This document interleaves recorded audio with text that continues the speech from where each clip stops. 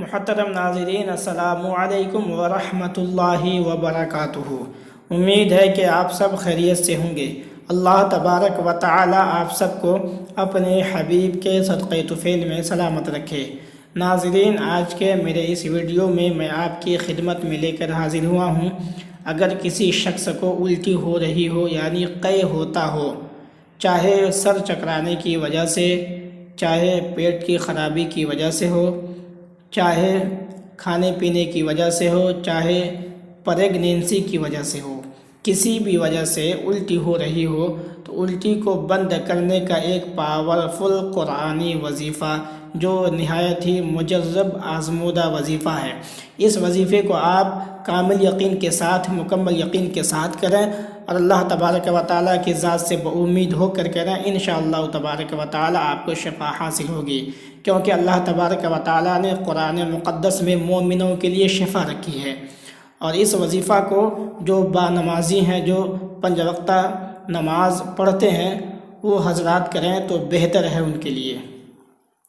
تو آئیے چلتے ہیں وظیفے کے جانب۔ اس سے قبل آپ سے میری گزارش ہے، اگر آپ میرے سبسکرائبر نہیں ہیں تو میرے چینل کو سبسکرائب کر دیں تاکہ سب سے پہلے قرآنی وظائف کی ویڈیوز آپ تک پہنچتا رہے، اور اپنے دوست و احباب کو، رشتہ داروں کو شیئر کریں تاکہ انہیں بھی قرآنی وظائف کے ذریعے اپنے علاج کو کرنے کا موقع حاصل ہو اور اللہ تبارک و تعالی آپ کو اس کا اجر عطا فرمائے۔ تو ناظرین، اس وظیفہ کو کوئی بھی کر سکتے ہیں، چاہے وہ مرد حضرات ہوں، چاہے وہ خواتین حضرات ہوں۔ تو وظیفہ کرنا کس طرح ہے، آپ کو 30ویں پارے میں یہ صورت مل جائیں گی۔ وہ صورت کو 1 مرتبہ پڑھ کر کے کسی کھانے یا پینے کی چیز پر دم کر دینا ہے اور مریض کو کھلا دینا ہے۔